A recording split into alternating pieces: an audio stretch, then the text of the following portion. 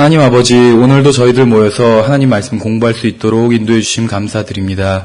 주님, 이제 신학원 6학기째를 맞이하게 됐습니다. 주님께서 그동안 너무나도 선하게 인도해 주셔서 정말 6학기 동안 빠짐없이 공부할 수 있도록 여러 형제님들 붙들어 주심에 감사드립니다. 주님, 또 새로 시작하는 이 시간에 또 함께 새롭게 시작하는 형제님들도 있습니다. 주님께서 그들을 붙들어 주시고 또 마지막 시간까지 함께 할 수 있도록 주님 인도해 주시기 원합니다.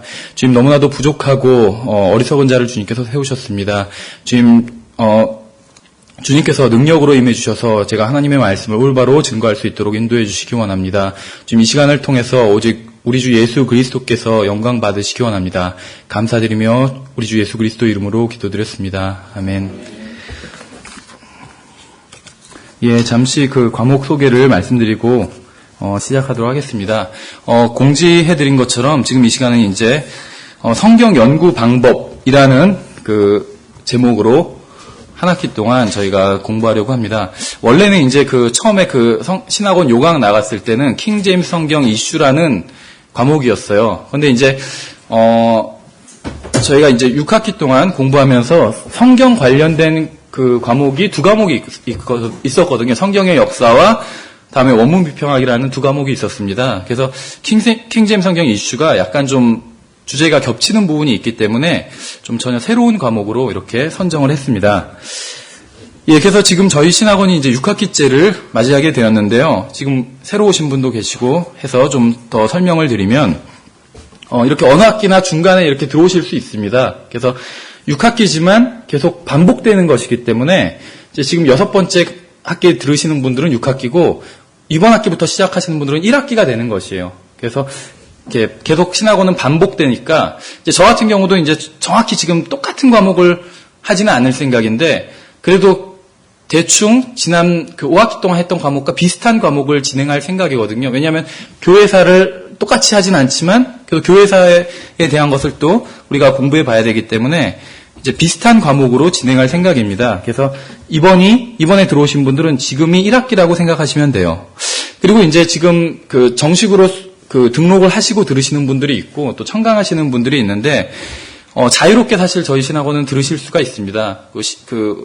홈페이지에서도 모든 강의를 다 공개해 놓은 상태고 한데 정식으로 등록하시고 그러니까 원서 작성하시고 저희 신학원은 아시는 것처럼 따로 등록비를 받지는 않습니다. 하지만 원서 작성하시고 또 마지막 시간에 테스트를 간단하게 합니다. 시험을 간단하게 봐요. 다른 강의하시는 분들마다 방식은 다른데 시험을 간단하게 봅니다. 그래서 그렇게 등록하시고 출석하시고 시험하셔야지 6학기가 끝나면 수료증을 드립니다. 그래서 그냥 청강하시는 분들은 청강하시는 건 자유지만 수료증을 드리지는 않습니다. 그렇게 참고하시면 좋을 것 같고요. 참고로 이 시간에는 저희가 마지막 시간에 시험을 간단하게 보는데 지난 학기랑 동일하게 봅니다. 20문제 OX로 간단하게 봐요. 그래서 너무 큰 부담 갖지 않으시면 좋을 것 같습니다. 먼저 프린트물을 보시면 이렇게 좀 간단하게 그냥 매 시간마다 한 페이지씩 요약해서 프린트물을 나눠드리도록 하겠습니다. 과목 소개에 보시면 1번, 2번 이렇게 돼 있는데 우리가 성경 연구 방법 이렇게 간단하게 제가 그냥 한국말로 요약했는데 제가 지금 강의하는 이 내용이 원래는 How to Study and Teach the Bible이라는 그런 제임스 낙스 목사님이 강의하신 그러한 과목이 있습니다. 그래서 제가 이것을 듣고 정리해서 여러분들에게 전하는 것이고요. 두 번째 보시면 Sermon Preparation and Delivery라는 과목이 있는데 보시면은 이번 학기 이 두 가지를 다 우리가 공부를 하게 됩니다. 왜 그러냐면 이 How to Study and Teach the Bible이라는 이 원래 강의가 약간 좀 짧습니다. 그래서 저희가 12주 동안 공부하게 되는데 8주 정도면 끝나게 돼요. 그래서 너무 일찍 끝나게 돼서 다음 이 4과 정도가 있는 설교의 준비와 전달이라는 이 과목도 함께 공부하게 됩니다. 이 두 과목 다 제임스 낙스 목사님이 강의하는 과목이에요. 저희가 지금 신학원을 하는 것이 제임스 낙스 목사님이라는 분이 플로리다 딜랜드에서 하시는 신학원을 많이 벤치마킹해서 하고 있는 것이거든요. 그래서 교재나 아니면 강의에 있어서 이제 많이 참고를 하고 있습니다. 그래서 이분 강의를 제가 정리해서 여러분들에게 전해드리는 것이고요. 특히 이제 이 설교의 준비와 전달이라는 과목을 보시면 일종의 약간 설교학이라고 보시면 됩니다. 굉장히 설교학을 요약한 것인데, 지금 강의하시는 분들, 나영석 목사님이나 또 김용균 목사님이나 목회를 하시는 분들이고, 우리 교회에서 또 전임 사역자 분들이세요. 여태까지 들으셨던 분들 다 아시겠지만, 저는 목사도 아니고 전임 사역자도 아닙니다. 다만 이제 여러분들보다 훨씬 더 먼저 신학원에서 공부를 했기 때문에, 다른 신학원에서 공부를 했기 때문에, 이제 어떻게 보면 먼저 공부한 사람으로서 여러분들에게, 하나님의 말씀을 다시 증거한다는 입장으로 쓴 사람입니다. 그래서 목사나 전임 사역자는 아니에요. 그래서 사실은 이 설교의 준비와 전달이라는 과목을 준비하면서 좀 약간 고민을 했습니다. 제 자신이 목사가 아닌데 설교에 대해서 강의할 수 있을까? 그래서 사실은 가능하면 이것은 빼야 되지 않나 이런 생각도 했었습니다. 그런데 이제 여러 가지 이유로 이것을 넣게 되었어요. 그 이유가 무엇이냐면 지금 6학기에서 이제 1학기부터 공부하셨던 분들은 마지막 학기거든요. 그래서 이번 학기에는 아시는 것처럼 설교 실습도 있어요. 그렇죠. 20분간 4번에 걸쳐서 이번 학기에 주일 오후 예배 시간에 설교 실습을 하게 되는데, 설교 이론 과목은 배운 적이 없거든요. 그래서, 제가 이 설교의 준비와 전달이라는 과목을 넣게 되었고, 또 이 성경 공부 연구라는 이 과목과도 어느 정도 이어질 수 있다고 생각을 했습니다. 일단 지금 성경 연구 방법이라는 이 과목은 성경을 연구하는 방법, 다르게 말하면 성경을 공부하는 방법을 먼저 앞부분에서 배우고, 그 다음에는 성경을 또 가르치는 방법을 배웁니다. 이 원래 강의명이 How to Study and Teach the Bible이잖아요. 그래서 성경을 연구하는 방법을 배우고, 가르치는 방법을 배워요. 그리고 그 후에 이제 설교를 준비하고, 또 전달하는 방법, 이게 자연스럽게 연결될 것 같아가지고 이제 이 설교의 준비와 전달이라는 과목도 넣었습니다. 그래서 저는 어떤 설교자로서의 경험이 거의 없겠죠. 하지만 제가 이제 듣고 여러분들에게 전해드리는 이 제임스 낙스 목사님은 목회 경력이 20년 이상 되는 분입니다. 그래서 제 강의를 듣는다고 생각하지 마시고 제임스 낙스 목사님이 강의하시고 저는 통역하는 사람이라고 생각하시면 될 것 같아요. 그래서 저는 특히 지난 학기부터 그런 자세로 지금 임하고 있어요. 다른 두 분 목사님은 이제 강의를 준비해서 강의를 하시는데 저 같은 경우엔 제임스 낙스 목사님의 강의를 통역하는 사람이라고 제 스스로 생각하고 강의를 준비하고 있습니다. 그래서 설교의 준비와 전달이라는 이 과목도 이우진 형제가 준비해서 하는 게 아니라 제임스 낙스 목사님이 강의하시는 걸 이우진 형제가 옆에서 통역하는 거다 이렇게 생각하시면 좋을 것 같아요. 예, 그래서 강의에 대한 설명을 간단히 드렸습니다. 예, 그래서 먼저 이제 이 과목에 대해서 좀 개요 부분을 말씀을 드리고 오늘 성경 읽기 9가지 원칙에 대해서 살펴보도록 하겠습니다. 그래서 오늘 시간까지 이제 성경 읽기에 대한 부분을 얘기하고 다음 시간부터 본격적으로 성경 연구 방법에 대해서 우리가 수업을 진행하도록 하겠습니다. 예, 먼저 시편 33편 4절을 찾아보세요. 시편 33편 4절을 보시면 성경을 읽을 때 우리가 항상 생각해야 되는 가장 큰 염두에 둬야 되는 그런 말씀이에요. 시편 33편 4절은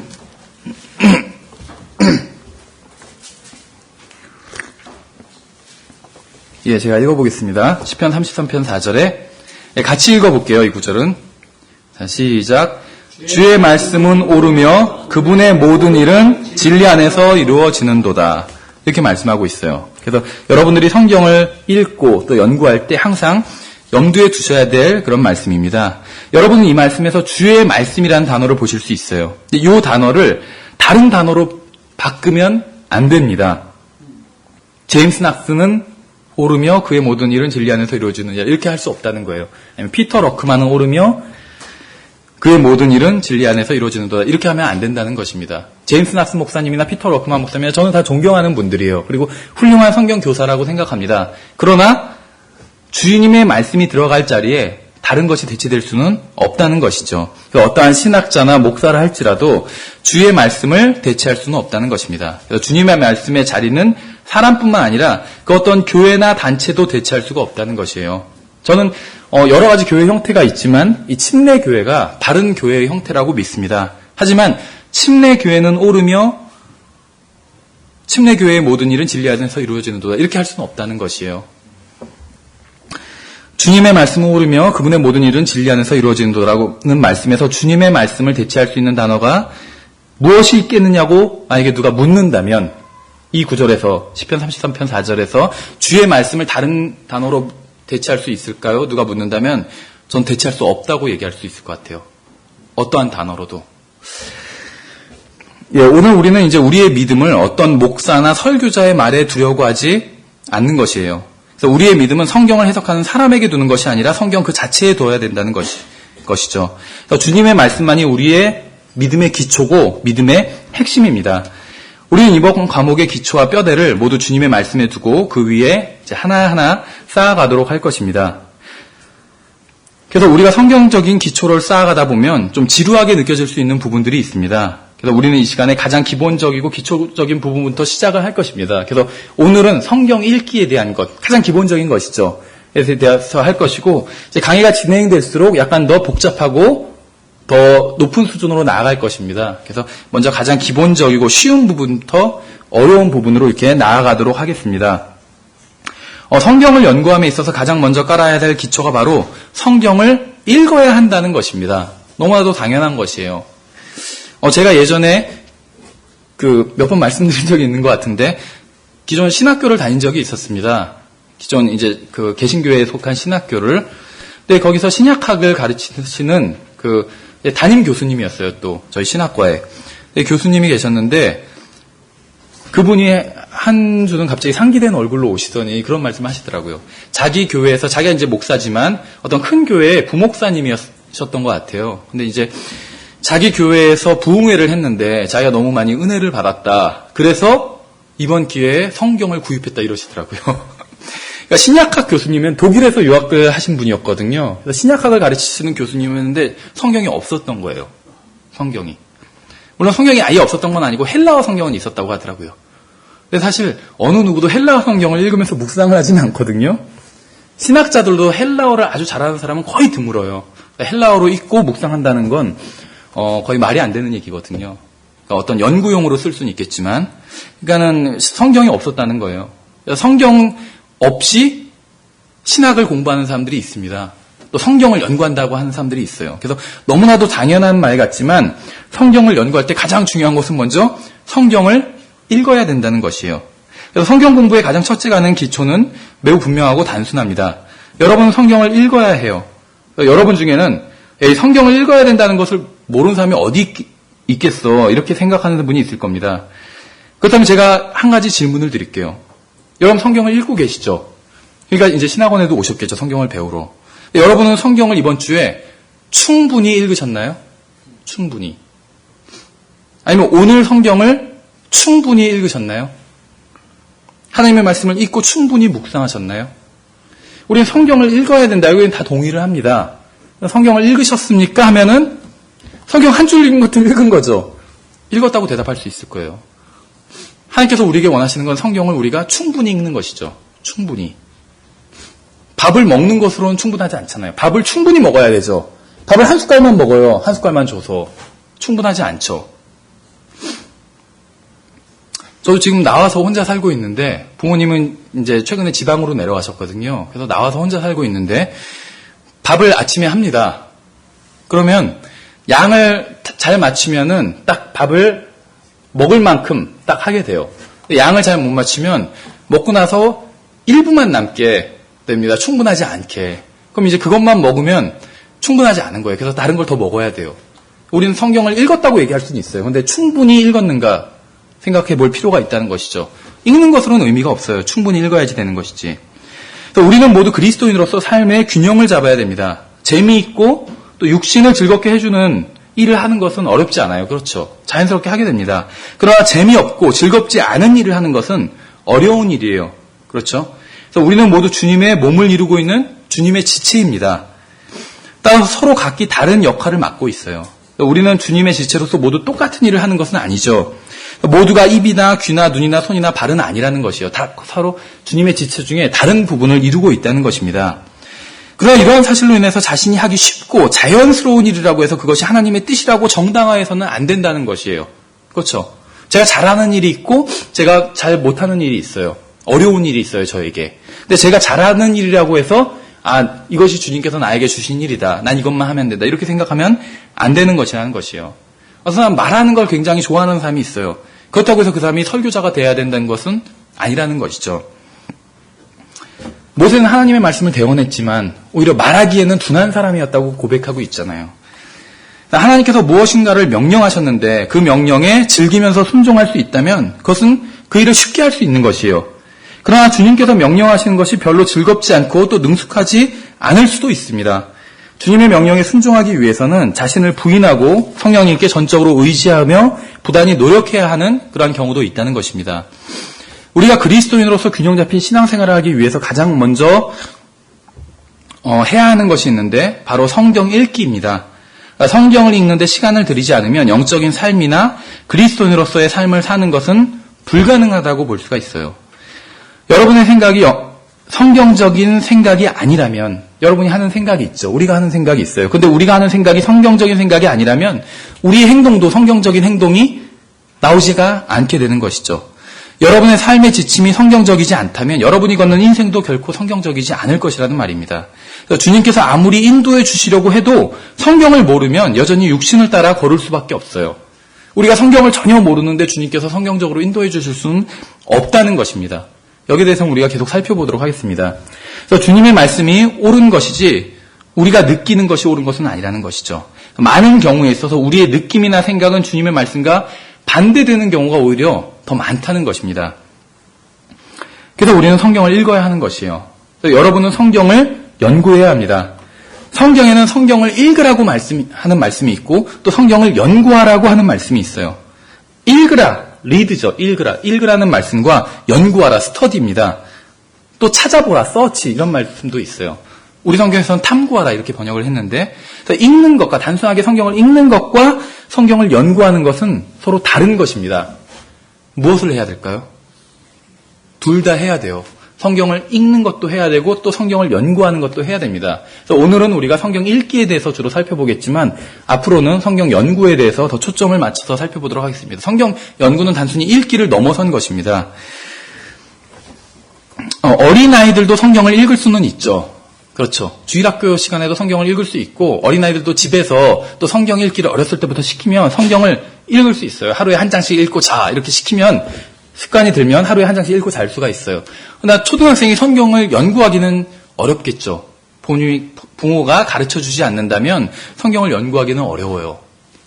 이 시간에 해당되는 말은 아니지만 어린아이들에게 성경을 가르치는 것, 자기 자녀들에게 성경을 가르치는 것 이것이 가장, 하우스홀드, 가장의 듀티, 임무 중에 하나입니다.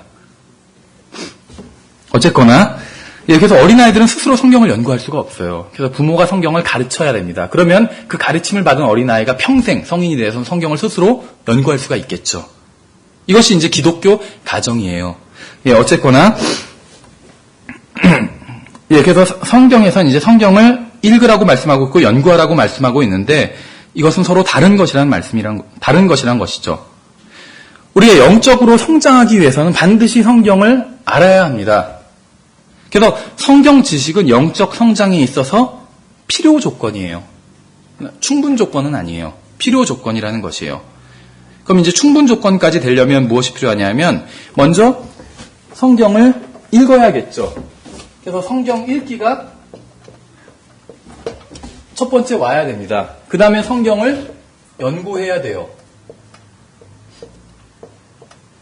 성경을 연구하면 여기서 끝나면 그것은 바른 것이 아니에요. 연구 다음에 와야 되는 것은 바로 순종입니다.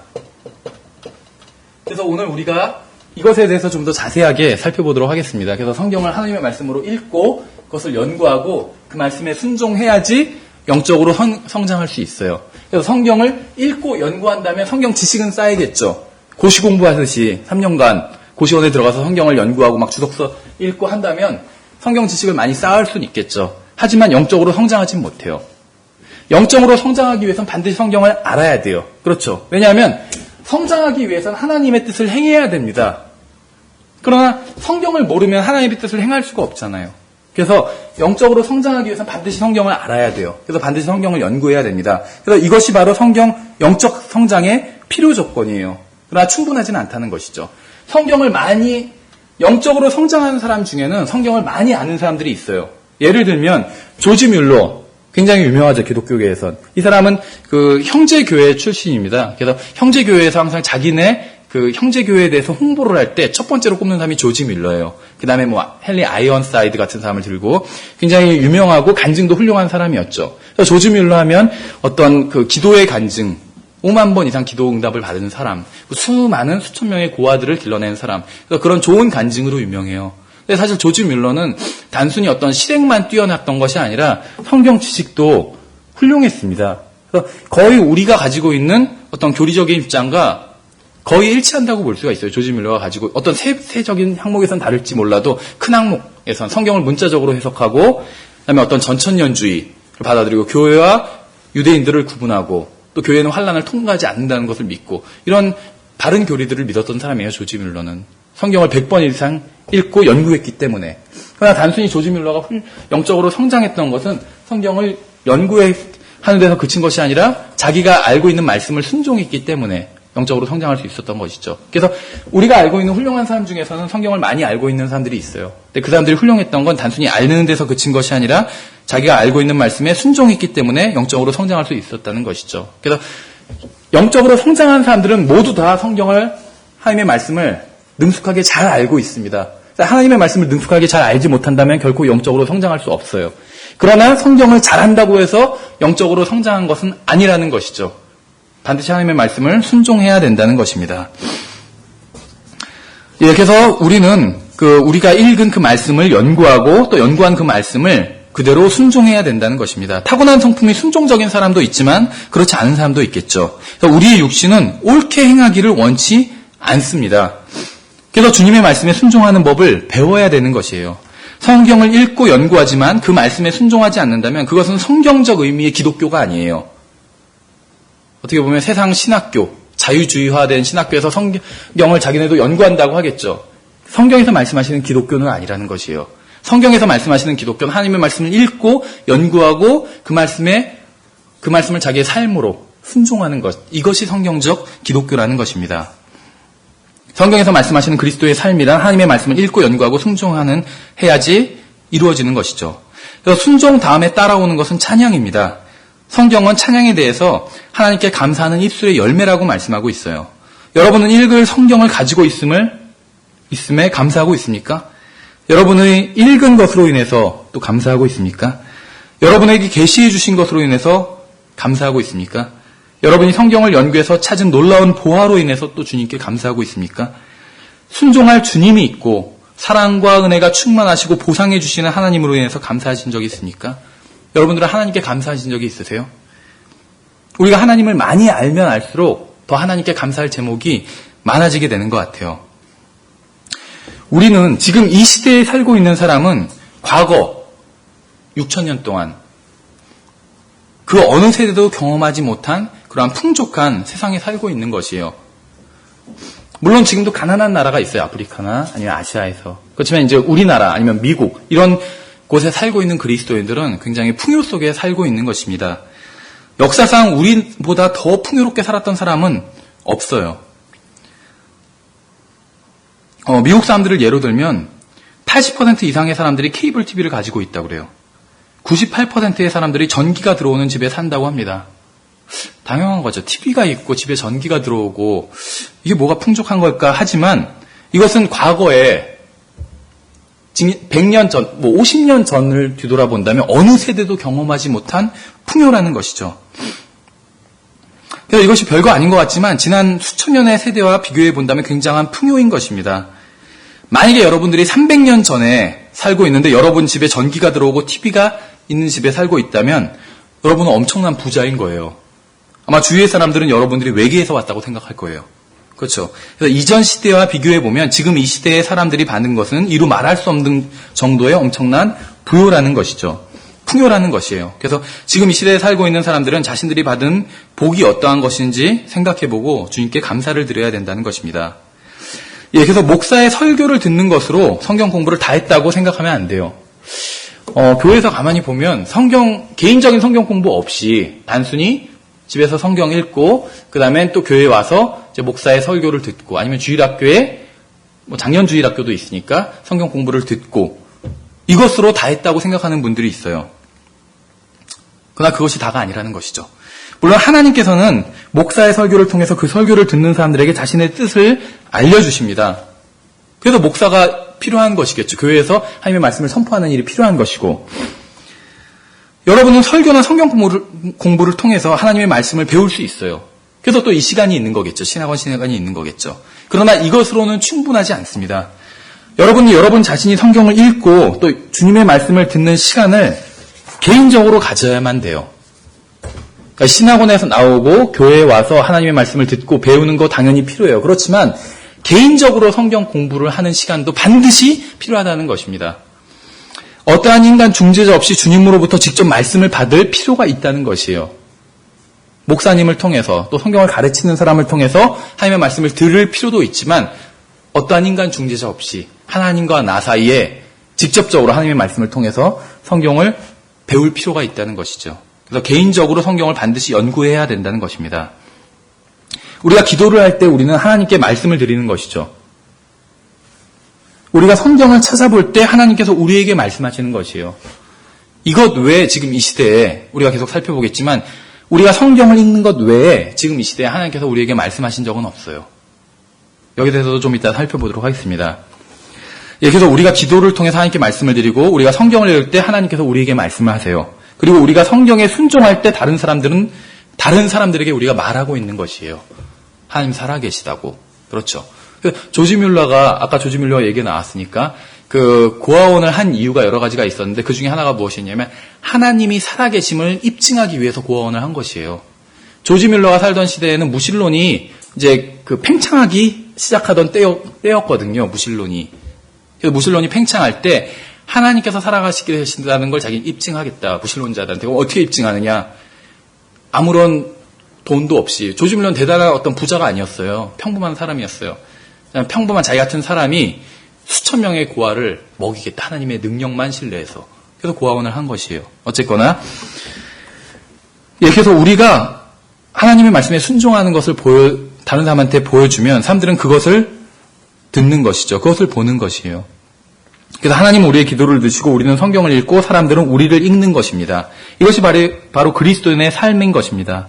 주님께서 우리에게 무엇이라고 말씀하셨는지 알기 원하면 성경을 읽으면 돼요. 그러니까 사람들은 우리의 말보다는 우리의 행위를 보고 우리가 진실한 그리스도인인지 아닌지 판단하게 되는 것이겠죠. 그래서 우리가 개인의 삶과 가정생활과 교회생활에서 간증을 지키고 균형을 잡는다면 주님께서는 우리에게 더욱 큰 복을 주실 것입니다. 그래서 이제 성경의 특징에 대해서 몇 가지 우리가 간단히 살펴보도록 하겠습니다. 성경은 항상 업데이트 되어 있고 또 현재의 필요에 부응하는 책입니다. 업데이트 되어 있다. 이것이 지금 우리나라 말로는 뭐라고 옮겨야 될지 모르겠어요. 성경은 항상 업데이트 되어 있는 책이에요. 어떤 시대나 어떤 문화나 어떤 인종이나 어떤 문명이든 간에 성경이 뒤떨어졌다고 아니면 맞지 않는다고 말할 수 있는 사람은 아무도 없었어요.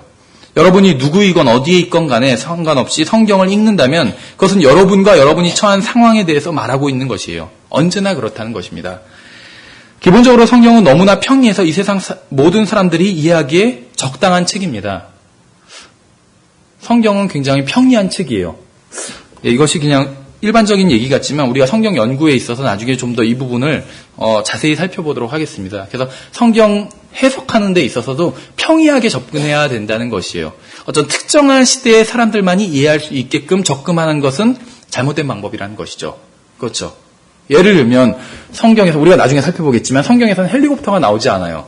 근데 어떤 예언을 연구하는 분들은 성경에 헬리콥터가 나온다고 하시는 분들도 있어요. 뭐 꼬리에 쏘는 것이 있고 이런 걸 막 예를 들어서.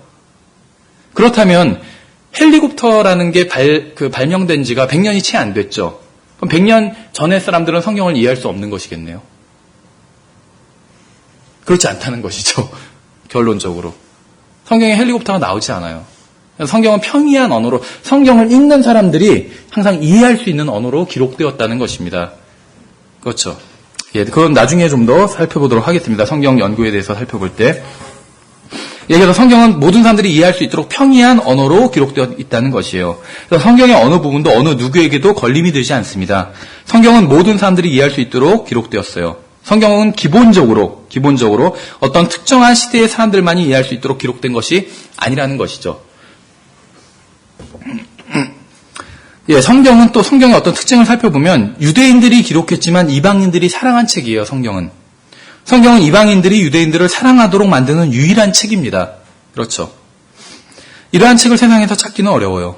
성경은 동양에서 기록되었지만 전 세계에서 사랑받는 유일한 책이에요. 그렇죠. 성경은 문화와 인종이 다른 사람들이 서로 미워하게 하기도 하고 또 서로 사랑하게 하기도 하는 유일한 책입니다. 이 세상에 성경과 같은 책은 없어요. 또 성경은 성경을 믿는다고 고백하는 사람들의 무지와 성경을 믿지 않는다고 하는 사람들의 미움으로부터 살아남은 유일한 책입니다. 이 세상에 성경만큼 사랑받은 책이 또 없고 성경만큼 미움을 받은 책도 없어요. 그렇죠? 성경은 인생의 어려움과 죽음의 순간에 환영받는 유일한 책입니다. 마크 트웨인이라는 사람이 있어요. 미국의 유명한 작가 중에. 이 사람은 우리나라로 치면 뭐 김유정 같은 작가입니다. 미국에서 어떤 토속 냄새가 나는 그런 작품을 많이 썼던 사람이에요. 대표적인 뭐 톰 소여의 모험이나 이런 책 쓴 사람이죠. 근데 아무리 마크 트웨인을 좋아하는 사람도 임종의 순간에 톰 소여의 모험을 가져오라 이렇게 얘기하지는 않아요. 성경을 가져오라고 하지. 그래서 사랑하는 사람의 임종 때에 위로를 줄 수 있는 유일한 책이 바로 성경이라는 것이요. 참 독특한 책이라는 것이죠. 성경은 죽음 이후에 대해서 계시해주는 유일한 책입니다. 성경을 제외한 다른 모든 책들은 인간의 추측과 상상과 미신에 불과합니다. 확실하지 않다는 것이요. 그 어느 것도. 성경을 제외한 모든 책들, 신학자가 썼건 목사가 썼건 그 누가 썼건 천사가 썼건 상관없이 성경을 제외한 모든 책들은 확실하지 않은 책들이에요. 추측에 불과하다는 것이죠. 성경만이 확실하다고 우리가 얘기할 수 있는 책이라는 것이에요. 오직 성경만이 죽음 이후에 대해서 유일하게 정확한 계시를 보여주고 있는 책이라는 것이죠. 오직 성경만이 역사학자들, 고고학자들, 언어학자들, 발명가들, 그 밖에 여러 분야의 과학자들과 아니면 비평가들의 비평을 견뎌낸 유일한 책입니다. 지금까지 성경의 단 한 구절이라도 잘못되었음을 입증할 수 있는 어떤 돌멩이나 화석이나 진흙덩어리나 뼈다귀도 발견된 적이 없어요. 그런 주장을 한 사람이 있겠지만 그것이 입증된 적이 없다는 것이죠. 성경은 굉장히 정확한 책입니다. 지난 수백 년간 중동을 탐험했던 많은 사람들이 성경에 기록된 모든 지명과 역사가 사실이었음을 찾아냈습니다. 근데 이와 대조적으로 몰몬경에 기록된 것이 사실임을 입증하는 자료를 찾은 사람은 아무도 없어요. 몰몬경은 처음 나왔을 때 소설로 나왔거든요. 근데 이것이 히트를 치면서 종교가 되어버렸어요. 마치 그 영화 스타워즈 아시죠? 전 굉장히 재밌게 본 영화인데 스타워즈가 처음에 소설로 나왔잖아요. 지금 스타워즈 종교가 있어요. 스타워즈 교가. 전 세계적으로 5만 명이라고 해요. 신도가. 몰몬경도 그렇게 시작한 거예요. 그러니까 당연히 몰몬경에 나온 것을 찾아보려고 그러면 그것이 역사적 사실을 어떤 지명 어디 가서 찾아보려고 하면 존재하지 않는다는 것이요. 허구기 때문에. 몰몬경에 나온 것을 몰몬경을 입증하는 단 하나의 도시도 마을도 경계표도 발견된 적이 없어요. 그러나 우리가 창세기, 출애굽기, 여호수아 이런 것들은 역사적으로 다 사실이고 실제로 존재했던 장소고 다 찾아볼 수가 있어요. 실제적으로. 그렇죠. 지도를 그릴 수가 있다는 것이에요. 그래서 성경을 읽고 지도를 그리면 이 세상 지도와 일치해요. 실제로 존재했던 그런 장소였기 때문에. 또 성경은 참된 과학과도 일치합니다. 화학, 지질학, 천문학, 수학, 생물학 또 모든 종류의 예술과 과학과 성경은 일치해요. 그래서 어떠한 천문학자도 성경과 반대되는 것을 발견하지 못했어요. 또 어떠한 과학자도 성경이 잘못되었다는 것을 입증할 만한 것을 뭐 태평양이나 이런 바다에서 끄집어내지도 못했어요. 현미경으로 아무리 들여다봐도 성경과 모순되는 것을 찾을 수는 없습니다. 참된 과학이 있는 곳엔 항상 성경이 먼저 와 있다는 것이죠. 예, 성경은 살아있는 하나님의 살아있는 말씀입니다. 우리가 살고 있는 이 세상은 굉장히 부정직한 세상이에요. 그렇죠. 그래서 뭐 너무 어떤 음모론으로 가는 것도 좋지는 않지만 무턱대고 이 세상에서 하는 말을 다 믿을 필요도 없어요. 그렇죠. 그냥 받아들일 만큼만 받아들이면 되는 것 같아요. 뉴스에서 하는 말도 뉴스라는 게 기본적으로 소식을 전하는 거지만 어떤 편집이 가해지게 되거든요. 그렇죠. 편집 없이 뉴스를 그것이 뭐 그 TV 뉴스건 간에 신문이건 간에 편집 없이 전할 수는 없어요. 그렇죠. 근데 편집이 들어가면 어떤 조작이 가해지게 됩니다. 어떤 의도가 가해지게 되고. 그래서 정말 100%의 사실보단 어떤 그 편집자의 의도가 들어가게 된다는 것이죠. 그래서 이 세상은 정직하지 못한 세상이에요. 그렇다고 뭐 매번 우리가 접하는 뉴스를 다 의심하자는 건 아니에요. 그냥 받아들일 만큼만 받아들이면 된다는 것이에요. 우리나라 경우도 마찬가지일 텐데, 그 뉴욕타임즈 같은데, 이제 매주, 또 매달, 매년 베스트셀러 리스트가 나옵니다. 근데 그런 리스트 한번 보신 적 있으세요? 우리나라에서도 베스트셀러 리스트? 저도 서점에 가면 베스트셀러 리스트 같은 게 있으면 유심히 봅니다. 이제 관심 분야 같은 것도 보고. 근데 그 뉴욕타임즈 같은, 미국 같은 경우에 베스트셀러 리스트에 들어가기 위해서 몇 권의 책이 판매되어야 되는지 아세요? 몇 권의 책이? 대략 5만 권이라고 그래요. 그래서 5만 권 이상 팔리면 베스트셀러 리스트에 들어갑니다. 우리나라도 거의 마찬가지예요. 5만 권 이상, 10만 권 이상 팔리면 베스트셀러라고 불러요. 기독교계에서는 더 적은 것 같아요. 3,000부, 5,000부 이상 팔리면 일단 좀 잘 나가는 책이에요. 어쨌건 간에 별거 아닌 것 같죠. 5만 권 하면. 근데 어쨌건 간에 5만 권이면 베스트셀러가 된다는 이 말을 다시 한번 생각해보면 이게 무엇을 의미하는지 아세요? 일반 독자가 아무도 책을 사지 않고 아무도 책을 읽지 않아도 그 책이 베스트셀러가 될 수 있는 책이 있다는 거예요. 무슨 말이냐 하면 기본적으로 책이 나오면 서점에 깔리게 되죠. 다. 우리나라도 아마 그럴 텐데 미국도 어떤 그 국립도서관에서 책이 신간 도서가 나오면 그 책을 그 도서관 비치용으로 지정을 하게 됩니다. 그래서 여러 권을 구매를 하게 돼요. 또 각 대학에서도 구매를 하게 되고. 근데 이러한 책들이 대부분 어떤 큰 출판사, 대형 출판사의 책들을 지정을 하게 됩니다. 당연히 그렇겠죠. 어떻게 보면 더 안전하게 가기 위해서 아니면 또 유명한 작가들이 쓴 책 위주로 지정을 하게 돼요. 그럼 이제 공립도서관 또 대형 출판사에서 대형 그 서점에서 구매를 하게 돼요. 물론 서점 같은 경우는 이제 나중에 지불하겠지만 책값을. 그러면 이렇게 기본적으로 깔리는 책만 5만 권 이상이 돼요. 5만 권이 돼요. 그래서 어떤 그 공립도서관 또 대형 서점에 영향력을 행사할 수 있는 출판사라면 항상 베스트셀러를 낼 수가 있게 된다는 것입니다. 대표적인 사람이 물론 이제 그런 대형 출판사나 영향력 있는 아니면 영향력 있는 사람은 항상 베스트셀러를 낼 수 있다는 것이요. 힐러리 클린턴이나 빌 클린턴 같은 사람의 책이 베스트셀러가 돼요. 아무도 읽지 않아도 베스트셀러가 될 수가 있어요. 그냥 나오면 도서관에서 다 비치하고 서점에서 다 몇백 부, 몇천 부씩 사서 쌓아놓는다는 것이죠. 베스트셀러가 자동으로 되는 것이에요. 이런 책들이. 그런데 이런 베스트셀러 리스트를 보면서 저도 한 가지 가졌던 의문이 있었어요. 무엇이냐 하면 빠진 책이 있다는 것이죠. 바로 우리가 잘 아는 것처럼 성경이 빠져 있어요. 성경이. 근데 실질적으로 성경의 판매량과 또 성경의 어떤 열독률을 따져본다면 성경이야말로 진정한 베스트셀러가 될 수 있다는 것이죠. 그렇죠. 성경은 어느 베스트셀러 목록에서도 빠져 있어요. 성경이 얼마나 잘 팔리는 책인데 이상하지 않으세요? 근데 제임스 마슨 목사님은 이런 얘기를 하더라고요. 성경이 베스트셀러 목록에서 빠진 이유가 무엇일까? 제가 생각해 봤더니 한 가지 이유가 떠오르더래요. 뭐냐면 성경을 베스트셀러 이제 리스트를 작성할 때 어떤 카테고리를 나누게 되거든요. 성경을 어디에 집어넣어야 될지 모르기 때문에 아예 빼버린 거라는 거예요.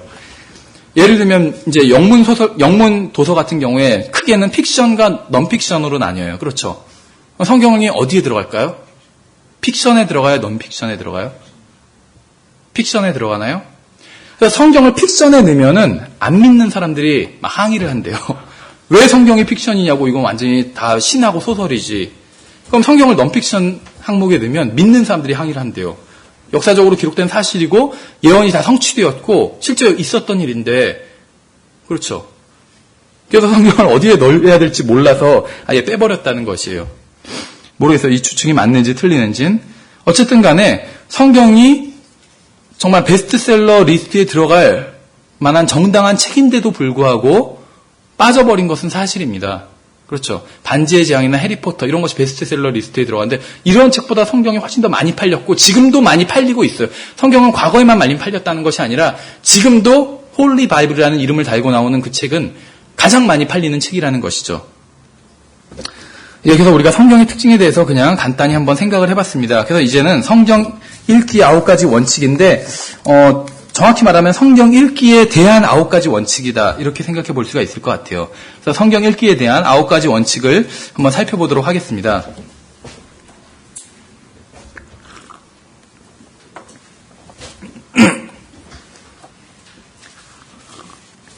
예, 먼저 첫 번째 원칙인데 고린도전서 2장 13절을 한번 찾아보세요. 고린도전서 2장 13절.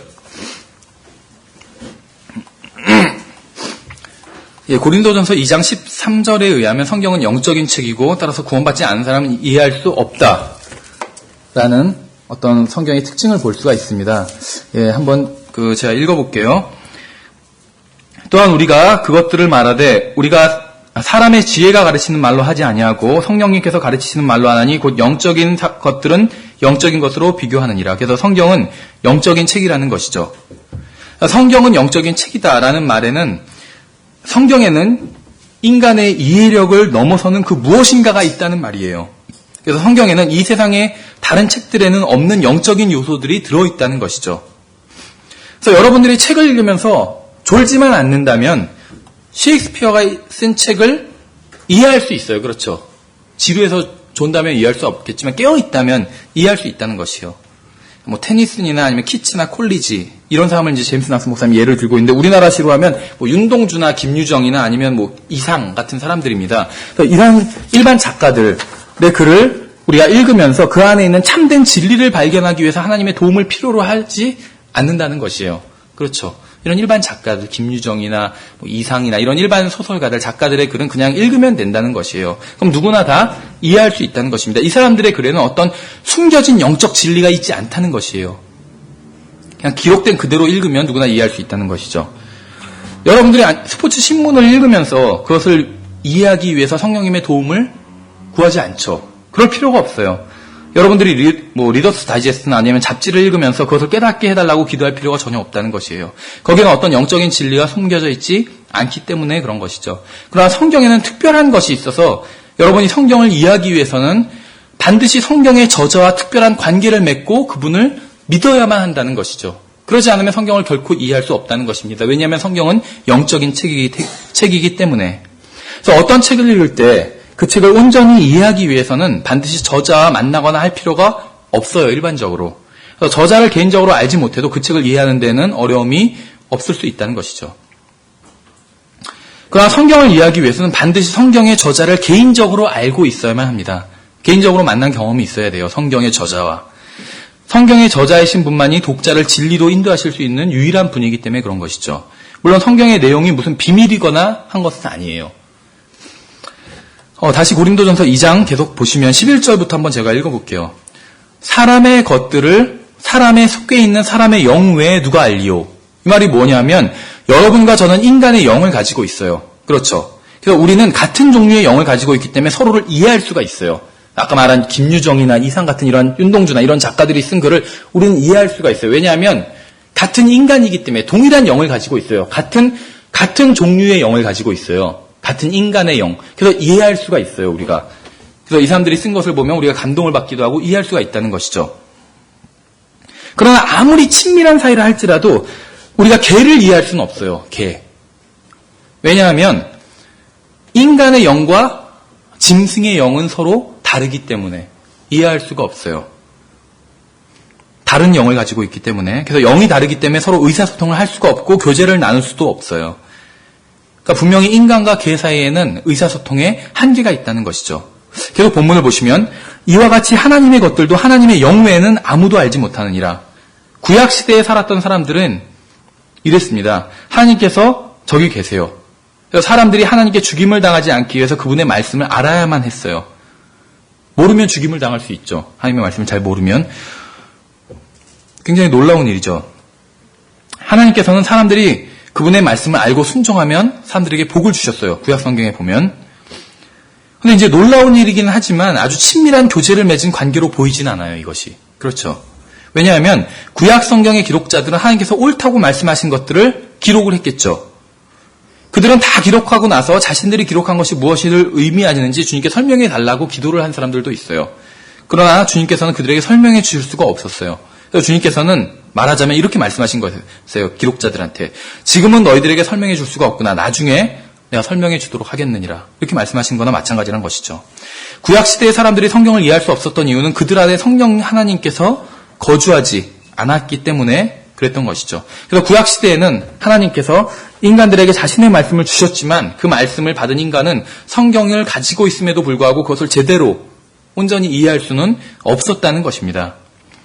이제 신약시대에 우리들은 어떤지 살펴보겠습니다. 계속해서 본문을 보시면 이제 우리가 세상의 영을 받지 아니하고 하나님으로부터 난 영을 받았으니 이것은 우리가 하나님께서 우리에게 값없이 주신 것들을 알게 하려 함이라. 만일 여러분이 구원을 받았다면 하나님께서 여러분에게 감추고 계신 것은 아무것도 없다는 것입니다. 그러나 여러분이 구원받지 못했다면 성경은 모두 여러분에게 그 의미를 전혀 알 수 없는 신비로운 책에 불과한 것이에요. 저는 지금 교회에서 어떤 특별한 사람들만이 온전히 진리를 이해할 수 있다는 얘기를 하고 있는 것이 아니에요. 구원받았다면 초등학생이라도 성경의 진리를 모두 이해할 수 있어요. 그러나 구원받지 못한 사람은 언어학 박사학위를 가지고 있다 할지라도 성경에서 말하는 것을 이해하지 못한다는 것이에요. 예를 들면 요한복음 3장 16절 같은 경우에 주일학교 학생들이 이해할 수 있을까요? 하나님께서 세상을 이처럼 사랑하사 자신의 독생자를 주셨으니 이는 누구든지 그를 믿는 자는 멸망하지 않고 영존하는 생명을 얻게 하려 함이니라. 주일학교 초등학생들도 이해할 수 있어요. 한번 주일학교 수업에 들어가 보세요. 이 구절을 요한복음 3장 16절 읽어주고 이거에 무엇을 뜻하는지 아는 사람 하면 저요 하면서 애들이 다 손들 거예요. 그런데 구원받지 않은 사람은 아무리 교육을 많이 받았다 할지라도 이것이 무엇을 의미하는지 전혀 몰라요. 정말. 제가 아는 어떤 분도 박사과정에 있는 분인데 이 요한복음 3장 16 복음을 전하면서 이 얘기를 해도 이것이 의미하는 바를 전혀 모르더라고요. 무엇을 의미하는지.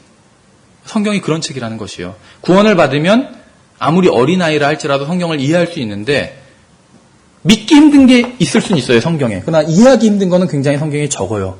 성경의 대부분 90% 이상은 이해하기 쉽다는 것이에요. 초등학생들도 그렇죠.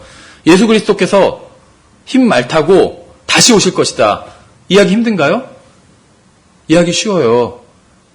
이해하기가 얼마나 쉬우냐면 초등학생들은 그림까지 그려요. 이것을. 그렇죠. 우리가 이해한 것은 그림 그릴 수 있잖아. 이해 못한 것은 그림 그리지 못하거든요. 근데 믿기는 힘들다는 것이죠. 그렇죠. 구원받지 못한 사람들은 절대 믿지 못할 거예요. 어떻게 예수님이 흰 말 타고 온다고? 그걸 어떻게 믿겠어요? 그래서 성경은 이해하기 어려운 게 아니라 이해하기는 쉬운데 믿기 어렵다는 것이죠. 그래서 성경을 이해하는 열쇠는 자신 안에 성령님이 내주에 계시는가 하는 점이라는 것입니다. 그래서 이 세상에 성경과 같은 책은 없어요. 이 세상에 성경처럼 그것을 이해하기 위해서 하나님의 성령님이 내주하실 것을 요구하는 책은 없다는 것이죠. 13절에서 그 이유를 말해주고 있습니다. 또한 우리가 그것들 말하되 사람의 지혜가 가르치는 말로 하지 아니하고 성령님께서 가르치시는 말로 하나니 곧 영적인 것들은 영적인 것으로 비교하느니라. 그러나 본성에 속한 사람은 하나님의 영의 것들을 받아들이지 아니하나니 그것들이 그에게는 어리석은 것이니라. 또 그가 그것들을 알 수도 없나니 그것들은 영적으로 분별되느니라. 그래서 인간은 본성으로는 성경을 이해할 수 없다는 것입니다. 예수 그리스도께서 죄를 대속하시고 죽었다가 다시 살아났다는 것을 이해하고 받아들일 수 있는 구원받지 않은 사람은 없다는 것이죠.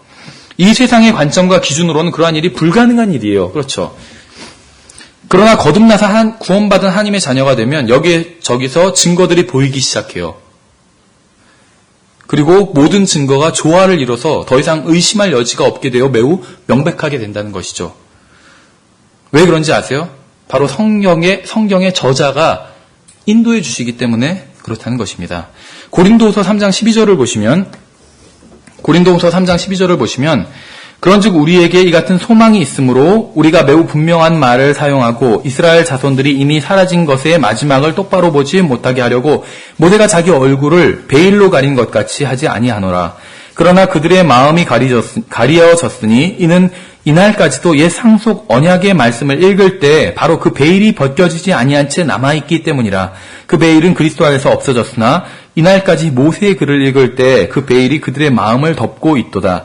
그럼에도 불구하고 그들의 마음이 주께로 돌아서면 그 베일이 벗겨지리라. 무슨 말씀인지 아세요? 실제로 있었던 역사적 사건을 들어서 얘기하면서 비유로 이것을 설명하고 있는 것입니다. 사도 바울이. 이것은 눈에 보이지 않는 어떤 베일에 대한 이야기예요. 사람의 시력이 문제가 있는 것이 아니에요. 또 성경이 문제가 있는 것도 아닙니다. 인간의 눈과 성경은 모두 멀쩡해요. 그러나 사람의 눈과 성경 사이에 어떤 베일이 있어서 성경을 이해하지 못하게 한다는 그런 얘기를 하고 있는 것이에요. 이 베일이 무엇일까요? 불신이에요. 불신. 믿을 때 하나님께서는 그 베일을 벗겨주시는 것이에요. 같은 눈으로 같은 책을 보는데 전에는 볼 수 없었던 것들을 볼 수 있게 된 것이죠. 왜냐하면 불신이 영적인 시각을 가렸었기 때문에 전에는 볼 수 없었던 것이에요. 해리포터는 언제든지 읽기만 하면 이해할 수가 있어요. 인간이 지은 책들에는 영적인 계시가 전혀 존재하지 않기 때문에 그런 것이죠. 예, 우리가 살펴볼 두 번째 원칙은 우리는 성경 그 자체를 읽어야 된다는 것입니다. 어떻게 보면 너무 당연한 말이죠. 여러분은 성경을 읽어야 돼요. 그래서 성경을 읽지 않고는 성경을 알 수가 없습니다. 성경을 강의한 책도 있고 사람들이 성경에 대해서 설교한 것도 있지만 이것들이 잘못된 것은 아니에요. 무엇보다 가장 중요한 것은 성경 그 자체를 읽어야 된다는 것이죠. 성경에 대해서 읽는 것만으로는 충분하지 않습니다. 성경 자체를 읽어야 한다는 것이에요. 하나님께서는 베일을 벗겨주셨고 성령님을 보내주셨어요. 이제 여러분은 원한다면 성경을 이해할 수 있다는 것입니다. 이사야서 34장 16절을 보시면 이사야서 34장 16절에는 위대한 말씀이 있어요. 보시면 너희는 주의 책에서 찾아 읽어보라 이렇게 말씀하고 있어요. 그렇죠. 주의 책에서 찾아 읽어보라. 주님의 책을 읽어보라고 말씀하고 있는 것이에요. 주님께서는 단순히 성경을 구매하라고 말씀하신 것이 아니에요. 구매하라고 하셨으면 참 쉬운 명령이었을 텐데 주님께서는 성경을 읽어보라고 말씀하셨어요. 사도행전 17장 11절도 한번 보세요. 유명한 구절이죠. 여러분은 읽고 읽어야 된다는 것이에요. 사도행전 17장 11절에 보시면 이는 데살로니가에 있는 사람들보다 더 고귀하여 온전히 준비된 마음으로 말씀을 받아들이고 그것들이 그러한가 하여 날마다 성경 기록들을 탐구함으로 이렇게 말씀하고 있어요. 읽는 것 이상의 것이죠. 탐구한다는 것은. 영어로는 search입니다. search. 찾는 것이에요. 찾는. 어느 정도로 찾는 건지 아세요? 실종자를 찾을 때도 search라는 말을 쓸 수가 있어요. 그렇죠. 건물이 무너져서 그 잔해 속에서 살아남은 생존자를 찾을 때도 search하는 것이에요. search. 아주 자세히 찾는 것이죠. 대충 훑어보는 게 아니에요. 연구하는 것에 들어가는 것이죠. 서치한다는 것에서 연구하는 것의 하나의 방법이겠죠. 그래서 성경을 단순히 읽는 것에서 넘어서서 아주 자세히 찾아봐야 되는 것이죠. 그것이 탐구하는 것입니다. 교회 가서 설교를 듣죠. 설교자가 전하는 내용이 진리인지 아닌지 어떻게 알 수 있을까요? 바로 성경을 읽는 것이에요. 설교자가 하는 말이 다 옳은 말인가요? 침례 교회에서 선포되는 말씀이 다 옳은 말인가요? 흠정역 성경을 사용하는 교회에서 킹제임 성경을 믿는 교회에서 선포되는 설교가 다 옳은 진리인가요? 아닐 수도 있어요. 그렇죠. 우리 교회에서 선포되는 말씀이 다 진리인가요? 그러기를 바라요. 저는 아닐 수도 있어요. 아닌 걸 어떻게 아느냐? 성경을 읽고 자기가 들은 그 말씀을 비교해 보면 알 수 있겠죠. 설교를 듣고 무조건 다 받아들이면 잘하는 것이 아니에요. 지역교회는 성도들로 이루어져 있죠. 그럼 지역교회에서 훌륭한 성도, 좋은 성도란 누구인가? 듣는 설교를 다 그냥 받아들이는 성도는 좋은 성도가 아니에요. 자기가 들은 설교를 그 말씀이 정말 진리인가 해서 하나님의 말씀을 읽어보고 비교해보는 성도가 훌륭한 성도겠죠. 그래서 설교를 하면은 우리 교회에서는 별로 아멘 이런 거를 별로 안 하는데 뭐 상관은 없어요. 그런데 이제 보통 아멘이란 것이 그렇게 될지어다 그런 말이죠. 그래서 동의한다는 말입니다. 그래서 강단에서 진리가 선포될 때 아멘 하는 것은 자기도 그 말씀에 동의한다는 그런 내용이에요. 그래서 이제 보통 개신교에서 아멘을 굉장히 많이 해요. 그렇죠. 뭐 그것이 나쁘다고 생각하지는 않아요. 근데 이제 문제는 무엇이냐면 전혀 쓸데없는 얘기를 하는데도 아멘 하는 사람들이 있어요. 제가 들은 어떤 설교는 목사님이 자기 이제 어렸을 때 경험을 얘기하는데 제가 말이죠. 초등학교 때 있었던 일인데요. 여기까지 얘기했는데 아멘 하는 분이 있더라고요. 초등학교 때 얘기했는데 왜 아멘을 해요? 잘하는 것이 아니라는 것이죠. 그래서 무조건 아멘 하는 것도 잘못된 것처럼 하나님의 말씀을 교회에서 바른 교회를 할지라도 바른 성경, 바른 진리를 가르치는 바른 교회 할지라도 거기서 선포되는 말씀도 다 받아들이는 것이 잘하는 것은 아니라는 것이요. 그 말씀이 하나님의 말씀과 일치하는가 비교해 보는 것. 이것이 잘하는 것이라는 것이죠. 예, 디모데전서 4장 13절을 보시면 디모데전서 4장 13절에 간단한 내용입니다. 자, 읽어보면 내가 이를 때까지 읽는 것과 권면하는 것과 교리의 마음을 쏟으라 이렇게 말씀하고 있어요. 그래서 이것은 에베소에 있는 교회의 목사들에게 보내는 사도 바울의 편지 내용입니다. 설교자는 할 일이 많아요. 그렇죠. 설교를 준비하고 성경 공부도 준비하고 또 신방도 해야 되고 또 복음도 전해야 돼요. 그러나 읽는 것을 잊어서는 안 됩니다. 성경을 연구하고 성경 공부를 인도하고 준비하는 일도 중요하지만 가장 기본적인 일은 성경을 읽는 일이라는 것이죠. 심지어는 설교자도 마찬가지라는 것이요. 성경을 많이 읽은 사람도 마찬가지라는 것이죠. 예, 세 번째 원칙은 우리가 성경을 읽을 때 하나님의 말씀으로 읽어야 된다는 것입니다. 너무나도 당연한 것이겠죠. 성경을 믿지 않으면서 읽으면 아무런 소용이 없어요. 성경을 비평하면서 읽어도 아무런 소용이 없습니다. 성경에 순종할 생각도 없이 읽어도 소용이 없어요. 성경을 읽을 때 자신의 삶을 완전히 바꿀 수 있는 하나님의 말씀으로 믿고 읽어야지 소용이 있다는 것이에요. 그래야지 그 말씀이 여러분의 삶을 변화시키고 역사할 수 있다는 것입니다. 데살로니가전서 2장 13절 유명한 말씀이죠. 제가 읽어볼게요. 이런 까닭에 우리가 또한 하나님께 끊임없이 감사를 드림은 너희가 하나님에게서 들은 하나님의 말씀을 받을 때 사람들의 말로 받지 아니하고 하나님의 말씀으로 받았기 때문이니 진실로 그러하도다. 그 말씀이 또한 믿는 너희 안에서 효력 있게 일하느니라. 하나님의 말씀으로 받았기 때문에 성경을 이 말씀을 믿을 때 이 말씀이 우리 안에서 효력 있게 역사할 수 있는 것이죠. 만약 여러분이 믿기만 한다면 이 말씀은 효력 있게 역사할 것입니다. 그러나 믿지 않는다면 아무런 일도 일어나지 않을 것이에요. 교회에 1년을 다니건 3년을 다니건 30년을 다니건 간에 성경을 하나님의 말씀으로 읽지 않는다면 인생에 아무런 변화도 일어나지 않을 것이고 어떠한 주님의 역사도 삶 가운데 일어나지 않을 것입니다. 우리 주위에 보면 영적으로 성장하지 않은 많은 그리스도인들이 있어요. 그렇죠? 분명히 거듭났지만 전혀 변화되지 않았어요. 이 세상 사람과 똑같이 살고 있어요. 그런데 구원받은 지는 막 30년, 40년이 됐다고 얘기하는 사람도 있어요. 그 사람들이 왜 변화되지 않은지 아세요? 성경을 그 사람들도 읽었을 거예요. 그러나 하나님의 말씀으로 읽지 않았기 때문에 효력 있게 그 사람들의 삶 가운데서 성경이 효력 있게 역사하지 않은 것이에요.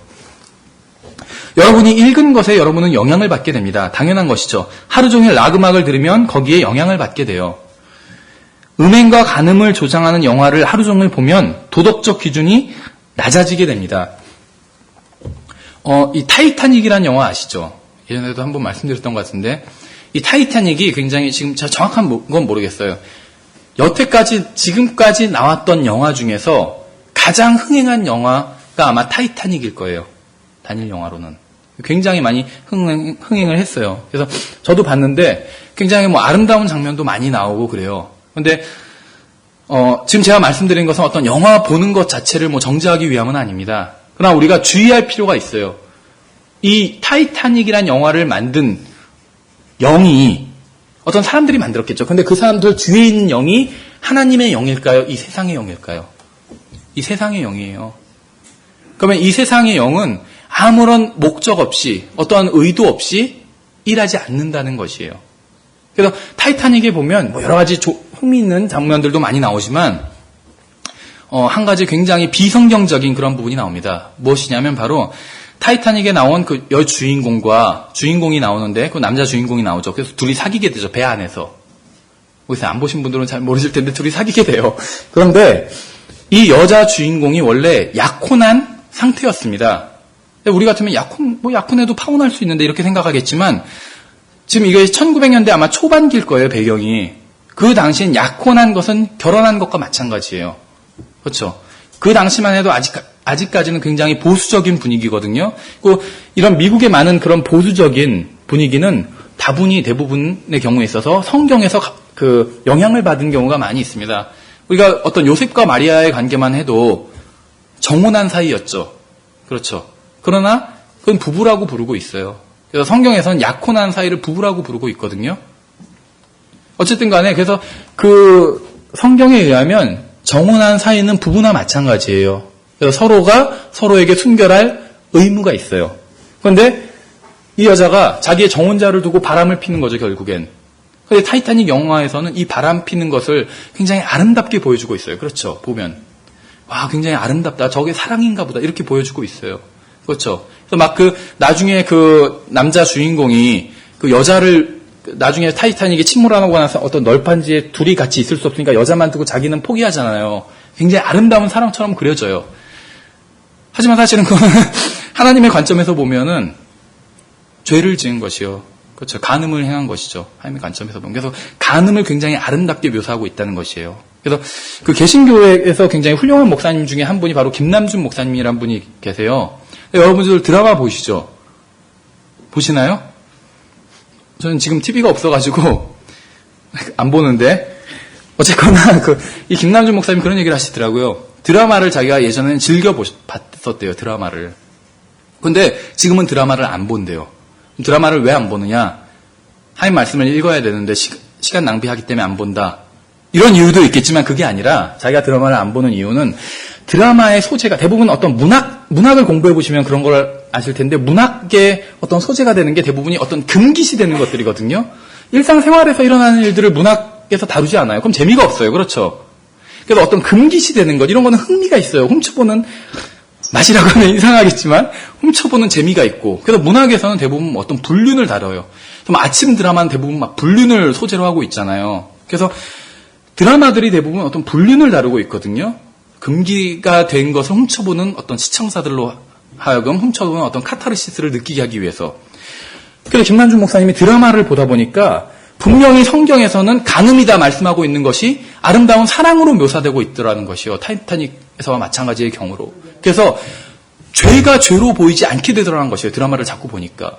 그래서 자기가 더 이상은 내가 하나님의 기준을 자꾸 떠나게 되는 것이구나. 그래서 더 이상 드라마를 보지 않게 되었다고 하더라고요. 훌륭한 자세인 것 같아요. 네, 그래서 우리는 이 세상에 영향을 받아요. 그렇죠. 그래서 우리가 이 세상의 영향을 받지 않기 위해서는 하나님의 영향을 받아야 된다는 것이죠. 하나님의 영향을 어떻게 하면 받을 수 있는 것인가? 바로 하나님의 말씀인 성경을 읽어야지 하나님의 영향을 받을 수가 있는 것이겠죠. 예, 그래서 성경을 읽어야지 하나님의 거룩한 영의 인도를 받을 수 있는 것입니다. 그래서 로마서 3장 3절 4절 제가 읽어보면 유명한 구절입니다. 그런데 어떤 자들이 믿지 아니하였으면 어찌하리요? 그들의 믿지 아니함이 하나님에 대해 한 믿음을 무효로 만들겠느냐? 결코 그럴 수 없느니라. 참으로 하나님은 진실하시되 사람은 다 거짓말쟁이라 할지어다. 이것은 기록된 바 이로써 주께서 주의 말씀하신 것에서 의롭게 되시고 판단받으실 때 이기시리라 함과 같으니라. 이것은 사람의 말이 아니라 하나님의 말씀에 대한 것이죠. 대통령이 한 말이 있고 하나님께서 하신 말씀이 있다면 근데 이것이 서로 다르다면 하나님의 말씀이 항상 옳은 것이죠. 좀 대통령은 좀 쉽죠. 물론 우리나라 지금 대통령을 좋아하시는 분도 있지만 싫어하는 사람들도 있어요. 훌륭한 목사님은 어떨까요? 훌륭한 목사님이 한 말과 하나님께서 하신 말씀이 서로 다르다면 하나님의 말씀이 항상 옳은 것이죠. 그렇죠? 제가 한 가지 문제를 더 낼게요. 이건 약간 어려워요. 제가 한 말과 하나님의 하신 말씀과 서로 다르다면 어떻게 해야 될까요? 동전을 던져야 될까요? 제가 한 말이 잘못된 것이겠죠, 당연히. 주님의 말씀이 항상 옳은 것입니다. 하나님만이 참되시고 그 말씀과 일치하지 않는 모든 것들은 다 거짓된 것이고 잘못된 것이에요. 오직 한 가지 안전지대가 있을 뿐이에요. 여러분이 어떻게 느끼는가가 중요한 게 아닙니다. 그렇죠? 우리가 지금 제가 로마서 3장 4절을 인용한 이유가 사람이 한 말은 잘못된 것이고 하나님이 하신 말씀이 옳다는 것이에요. 그럼 사람이 하는 모든 말들이 다 잘못되었느냐? 그 말을 하고 있지 않아요. 하나님이 어떤 말씀을 하셨는데 사람이 거기에 반대되는 말을 했다면 그 말이 잘못된 것이란 얘기예요. 하나님이 말씀하시고 사람이 반대되는 다른 얘기를 했다면 사람이 거짓말을 한 것이고 하나님이 참되시다 이 말을 하고 있는 것이요. 로마서 3장 4절은 사람이 하는 모든 말이 다 거짓말이다. 이 말을 모든 사람이 다 거짓말쟁이고 사람이 하는 모든 말이 다 거짓말이다. 이 말을 하고 있는 것이 아니에요. 하나님이 말씀하셨는데 하나님의 말씀과 일치하는 것을 제가 말한다면 저는 거짓말한 게 아닌 것이죠. 근데 하나님의 말씀과 다른 것을 얘기하고 있다면 저는 거짓말쟁이가 되는 것이요. 로마서 3장 4절은 그것을 하고 있는 것, 그 말을 하고 있는 것이거든요. 여기에서 주의할 것이 있어요. 사람이라고 할 때 우린 자꾸 다른 사람을 생각해요. 우리 자신도 포함시켜야 된다는 것이에요. 우리가 하는 말도 잘못된 것일 수 있어요. 우리가 느끼는 것도 잘못된 것일 수 있다는 것이에요. 우리의 느낌도. 하나님께서는 내가 이렇게 하기를 원하실 거야 라고 생각하는 것도 잘못된 것일 때가 있다는 것이에요. 그런 것도 하나님의 말씀과 비교해 봐야 된다는 것이죠. 중요한 것은 하나님께서 무엇이라고 말씀하셨는가입니다. 누가 무엇이라고 말했는가, 내가 어떻게 느끼는가, 내가 어떻게 생각하는가가 아니라 하나님께서 무엇이라고 말씀하셨는가, 이것이 가장 중요한 것이라는 것이죠. 가장 훌륭한 인간이 지은 책이라고 할지라도 전혀 무익할 수 있습니다. 그러나 성경은 결코 우리를 잘못 인도하거나 우리에게 해를 입히지 않는다는 것이요. 성경은 진리이기 때문에. 네 번째 원칙은 성경을 읽을 때 기도하는 마음으로 읽어야 한다는 것입니다. 성경은 그냥 읽으면 안 돼요. 기도하는 마음으로 읽어야 돼요. 이 책을 통해서 주님의 뜻을 보여주시고 저를 변화시켜 주십시오라고 기도하는 마음으로 성경을 읽어야 된다는 것입니다. 그런데 이렇게 하면서 수학책을 보는 사람은 없죠. 또 과학 교과서를 보면서 그런 기도를 할 필요도 없어요. 영어 수업에 들어가면서 영어 학원에 다니면서 주님 이 수업으로 인해서 저를 변화시켜 주셔서 새로운 사람이 되게 해주세요라고 기도할 필요는 없어요. 그러나 성경은 다릅니다. 우리는 많은 이단들이 생겨났다가 사라진 것을 보게 됩니다. 또 거짓 종교도 생겨났다가 사라진 것을 보게 돼요. 훌륭하고 선한 사람들도 잘못을 범하고 오류에 빠지는 경우가 있어요. 한때는 진리를 전하던 건전한 교회였는데 어느 날 오류에 빠져서 이단적인 교회가 되는 그런 경우도 실제로 전 본 적이 있어요. 이 사람들이 처음부터 잘못된 동기로 시작하지 않은 경우들도 있다는 것이죠. 단지 성경을 읽는 것으로 문제가 해결되는 것이 아니라는 것입니다. 성경을 읽으면서 성경의 저자이신 주님께 마음을 드려야 된다는 것이에요. 다른 책은 해당되지 않겠지만 성경의 경우엔 반드시 주님께 내 마음을 드리는 자세로, 기도하는 자세로 성경을 읽어야지 유익을 얻을 수 있다는 것입니다. 주님, 저는 주님을 신뢰합니다. 주님만을 의지합니다. 저는 성경을 온전히 이해할 만큼 현명하지 못합니다. 하나님 저를 도와주세요. 이렇게 기도하는 마음으로 성경을 읽어야 한다는 것입니다. 시편 119편 18절을 보시면 제가 읽어보겠습니다. 기도입니다. 이것은 하나의. 주께서 내 눈을 여사 주의 법에서 나오는 놀라운 것들을 내게 보게 하소서. 이렇게 기도하고 있어요. 하나님의 말씀을 대할 때 이 기도를 하고 하나님의 말씀을 대하는 것이에요.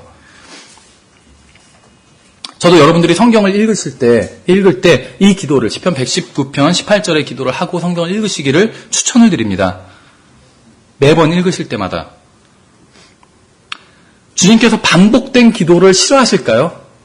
반복하는 기도 싫어하실까요? 아니에요. 주님께서 싫어하시는 기도가 무엇이냐면 헛된 반복이에요. 헛된 반복. 마음은 전혀 없으면서 헛된 말만 반복하는 것. 어떤 특정한 교회 가면 이런 거 자주 볼 수가 있죠. 천주교회 가면. 그렇죠. 다 같이 일어나서 좀 잘 모르겠는데 무슨 톤이 있어요. 무슨 중국어 사성 있는 것처럼 천주시여 하면서 막 하는 거 있잖아요. 헛된 반복을 싫어하세요. 그러나 주님께서 반복을 싫어하시지는 않으세요. 어떤 기도는 100번, 200번 반복할 수도 있어요. 그래도 주님께서 기뻐하실 수 있어요, 오히려. 그렇죠. 예수님도 동일한 기도를 겟세마네에서 3번 하셨잖아요. 반복된 기도가 잘못된 것은 아니에요. 성경을 읽을 때마다 시편 119편 18절을 기도로 한다면 그건 잘못된 기도가 아니에요. 아니면 우리가 죄를 지을 때마다 주님께 자백하잖아요. 그렇죠. 죄를 너무나도 자주 짓잖아요, 우리는. 그럴 때마다 주님께서는 반복을 하는 거 싫어하시니까 난 똑같이 용서를 구하면 안 되겠다. 이렇게 생각하면 잘못된 것이라는 것이죠. 똑같이 용서를 구하는 기도 반복된 기도죠. 그러나 우리가 진심으로 하는 기도라면 주님께서는 기뻐하신다는 것입니다. 그래서 반복 자체에 문제가 있는 것은 아니에요. 오히려 주님은 반복을 기뻐하세요. 계속 성경을 반복해서 읽고 하나님의 말씀을 반복해서 읽고 하나님의 뜻을 반복해서 순종하고 반복하는 것은 잘못된 것이 아닙니다. 그러니까 똑같은 기도를 수백 번 할 수도 있어요. 하나님께서 그것을 싫어하는 것이 아니라는 것이죠. 그래서 여러분은 성경을 읽을 때마다 시편 119편, 18편에 있는 기도를 하고 성경을 읽어야만 합니다. 이런 마음으로 성경을 읽어야 돼요.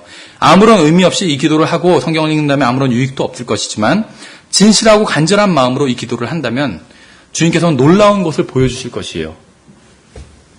요한복음 14장 26절 제가 읽어볼게요.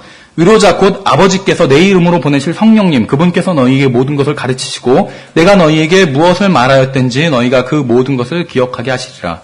또 요한복음 15장 26절에서도 그러나 내가 아버지로부터 너희에게 보낼 위로자 곧 아버지로부터 나오는 진리의 영께서 오실 때 그분께서 나에 대해 증언하실 것이요. 성령께서 인도해 주신다는 것이죠. 요한복음 16장 12절부터 15절에선 내가 아직 너희에게 말할 것이 많으나 지금은 너희가 그것들을 감당하지 못하리라. 그러나 그분 곧 진리의 영께서 오시면 너희를 모든 진리 가운데로 인도하시리니 그분은 스스로 말씀하지 아니하시고 무엇이든지 자기가 들을 것만을 말씀하시며 앞으로 일어날 일들을 너희에게 보이시리라. 그분께서 나를 영화롭게 하시리니 이은 그분께서 내게서 받아 그것을 너희에게 보이실 것이기 때문이라. 아버지께 있는 것은 다 내 것이니라. 그러므로 내가 말하기를 그분께서 내게서 가져다가 그것을 너희에게 보이시리라 하였노라. 제가 방금 인용한 구절들은 하나님께서 우리를 진리로 인도하신다는, 우리가 구한다면 우리를 진리로 인도해 주신다는 약속인 것이죠. 예수님께서는 성령님으로 오셔서 우리를 모든 진리로 이끄시고 인도하신다고 약속하셨습니다. 놀라운 약속이죠. 여러분이 어떤 책을 읽는데 그 책의 저자가 바로 여러분 옆에 있다고 한번 생각을 해보세요. 이해하지 못하는 부분이 있다면 바로 저자에게 물어볼 수 있는 것이죠.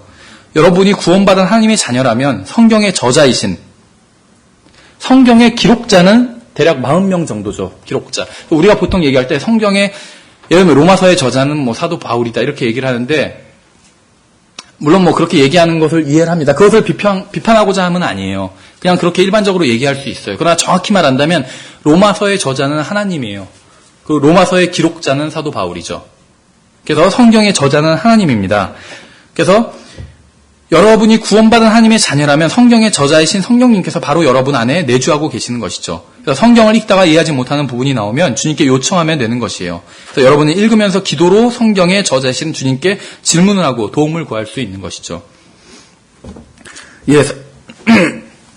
다섯 번째 원칙은 성경은 순종하는 마음으로 읽어야 된다는 것입니다. 기도하는 마음과 약간 다르죠. 순종하는 마음이에요. 불순종하는 마음은 진리를 이해하는 문을 닫아버립니다. 그래서 우리가 오늘 읽고 이해한 말씀에 순종하는 마음을 가지고 있다면 하나님께서는 내일 더 깊은 진리로 우리를 인도해 주실 것입니다. 그러나 주님께서 오늘 보여주신 것에 우리가 순종하지 않는다면 진리를 아는 지식에서 더 이상 자라갈 수가 없어요. 진리의 지식 안에서 계속 성장하다 더 이상 성장이 멈춰버린 경우 그 원인을 찾아보면 어느 순간부터 하나님께서 나한테 보여주신 진리에 순종하지 않았기 때문임을 알 수 있습니다. 하나님께서 하라고 하시거나 하지 말라고 하신 것에 순종하지 않으면 주님께서는 더 이상 말씀하지 않으실 것이에요. 말씀하실 필요가 없어요. 말해도 듣지 않을 건데 못하러 말씀하시겠어요, 주님께서. 그렇죠. 말씀하셔봐야 소용이 없어요. 하나님의 학교는 우리는 다 하나님의 학교에 다니고 있는 학생들이에요. 물론 하나님의 가족이지만 또 하나님의 학생들이에요. 하나님의 학교는 자동으로 진급하는 학교가 아니에요. 그래서 주님의 학교에서는 1학년 과정을 마치면 자동으로 2학년이 되는 것이 아니라 통과하지 못하면 다시 1학년인 것이에요. 연수가 많다고 해서 막 3학년이 되는 것이 아니라는 것이죠. 성경은 반드시 순종하는 마음으로 읽어야 됩니다. 욥기 34장 32절을 보시면 욥기는 이 세상에서 가장 오래된 책입니다. 욥이 주님의 말씀에 순종하는 마음으로 믿음의 기도를 하는 모습이 나와 있어요. 자, 읽어보면 내가 보지 못하는 것을 주께서 내게 가르치소서. 내가 불법을 행하였을지라도 다시는 아니하겠나이다. 하나님의 말씀을 대하는 정말 훌륭한 자세입니다. 욥은 단순히 자신의 머리를 성경 지식으로 가득 채우기를 원한 것이 아니에요. 욥은 자신을 성경 지식으로 충만하게 해달라고 기도하지 않았어요. 욥이 기도한 것은 무엇이냐면 주님의 뜻을 저에게 알려주세요. 그러면 제가 순종하겠습니다. 이렇게 기도한 것이에요. 그래서 주님께서는 자신이 나중에 나와서 계시해 주신 것이잖아요. 자기의 잘못을 알려주면 당장 그것을 고치겠다는 것이에요. 욥의 기도는. 이것이 우리가 하나님의 말씀을 대하는 태도이어야 합니다. 욥은 주님께 순종하는 마음으로 나아갔어요. 욥은 단순히 정보를 얻기 위해서 주님께 나아간 것이 아니에요. 욥은 주님께서 자신에게 가르쳐 주신 것을 실행하기 위해서 주님께 나아간 것이에요. 순종하는 마음으로. 하나님의 말씀을 배우는 열쇠가 무엇인지 아세요? 바로 순종하는 마음입니다. 주님께서 알려주신 것을 그대로 행하겠다는 마음이 있으면 주님께서는 더 깊은 진리로 인도해 주신다는 것이죠. 하나님께서 여러분에게 알려주신 것이 있습니까? 어떠한 대가를 치르더라도 그 말씀에 순종해 보세요. 그러면 주님께서는 더 놀라운 진리로 여러분을 인도해 주실 것이라는 것입니다. 자동차를 고치는 방법을 가르치려고 해도 배우려는 마음이 없는 사람에게 가르칠 수는 없어요. 그렇죠? 당연한 것이에요. 가르쳐 주는 것에 주의를 기울이지 않고 한눈을 판다면 결코 배울 수 없다는 것이죠. 주님의 말씀에 주의를 기울이지 않고 마음을 쏟지 않는 사람에게 왜 성령님께서 진리를 가르쳐 주셔야 하겠습니까? 하나님께서는 배우고자 하는 자들에게 가르쳐 주세요. 배울 마음이 없는 사람에게 가르쳐 주시지 않는다는 것이죠. 주님의 진리는 머리만 채우는 진리가 아니라 온 마음과 삶을 채우는 진리라는 것입니다. 주님의 진리는 순종 없이는 배울 수 없는 진리예요. 그러므로 순종하는 마음을 주님의 말씀에 대해야 된다는 것이죠. 주님의 말씀을 대할 때 순종하는 마음으로 대해야 된다는 것입니다. 요한복음 7장 17절을 보시면 이런 구절이 있어요. 제가 읽어보면 사람이 그분의 뜻을 행하려 하면 그 가르침, 교리죠. 그 가르침이 하나님에게서 왔는지 혹은 내가 스스로 말하는지 알리라. 이 구절을 보면 가르침, 교리라는 말을 하면서 주님의 뜻을 행하려 하는 의지에 대해서 말씀하고 있어요. 교리와 가르침, 가르침과 어떤 의지, 이것을 연관해서 말씀하고 있다는 것이죠. 주님의 교리를 알기 위해서는 주님의 뜻을 행하려는 의지가 있어야 됩니다. 주님의 뜻을 행하려는 의지가 없다면 주님의 가르침을 결코 알 수가 없어요. 우리는 주위에서 교회를 오래 다녔지만 영적으로 성장하지 못하거나 곁길로 가버린 사람들을 보게 됩니다.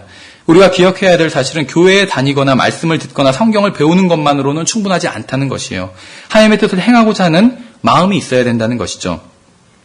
저는 어떻게 하는지 모르겠는데요. 이렇게 얘기하는 사람들도 있어요. 주님께서는 어떻게 하는지 아느냐고 묻지 않으셨어요. 주님께서는 주님의 뜻을 알려주면 그대로 순종해서 행할 의지가 있느냐고 물으시는 것이죠. 저는 너무나도 연약하고 능력이 없어서 할 수 없습니다. 이렇게 말하는 사람이 있을지 모르지만 주님께서는 우리가 연약한지 강한지 물으신 게 아니라 주님의 뜻을 행할 의지가 있는지 묻고 계신 것이죠. 주님께서는 할 수 있는지 없는지를 물으시는 게 아니라 하고자 하는지를 물으시는 것이라는 것이죠. 주님께서 강하게 하시고 방법을 알려주실 수 없다고 생각하세요? 방법이나 능력은 주님의 입장에서는 중요한 것이 아니에요. 언제든지 주실 수 있고 알려주실 수 있다는 것이죠. 중요한 것은 무엇이냐면 우리가 하고자 하는 순종하는 마음이 있느냐는 것이에요. 그렇죠. 그것은 주님께서 억지로 하실 수 없어요. 억지로 사람을 구원해 주시지도 않는데 억지로 주님께 순종하게 하진 않으신다는 것이죠. 그래서 하나님의 말씀을 우리가 읽을 때 가장 중요한 것이 하나님께서 우리에게 알려주신 것에 우리가 순종할 마음이 있는가 하는 점이라는 것입니다. 우리는 주님께서 방법을 알려주시고 능력을 충분히 공급해 주시면 그때 가서 해보겠다고 그렇게 얘기할 때가 있어요. 그러나 주님께서는 그러기 전에 먼저 하고자 하는 마음이 있는지 물으신다는 것이죠. 여섯 번째 원칙은 성경을 반복해서 읽어야 된다는 것입니다.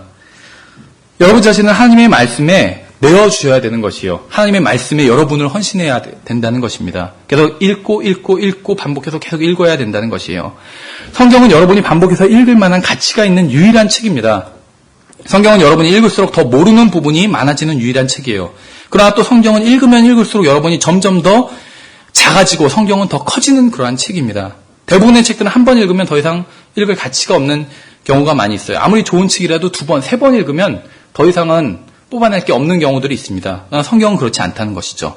성경은 이상한 책이에요. 어떻게 보면 성경을 읽으면 읽을수록 모르는 부분이 많아지지만 또 서로 연결이 되는 그러한 관련 구절도 많아진다는 것이요. 또한 읽으면 읽을수록 흐릿했던 부분이 선명하게 나타나기도 합니다. 그래서 성경을 거듭해서 읽을수록 하나님께서 의도하신 것이 무엇인지 분명하게 알게 된다는 것이에요. 킹제임스 성경을 하나님의 말씀으로 믿는 교회에 다니는 사람들 중에서 성경을 처음부터 끝까지 한 번도 읽지 않은 사람들도 있어요. 6개월이 지나고 1년이 지나고 10년이 지났는데도 성경을 창세기부터 계시록까지 쭉 읽어본 적이 없는 사람도 있다는 것이에요. 굉장히 부끄러운 일 아닌가요?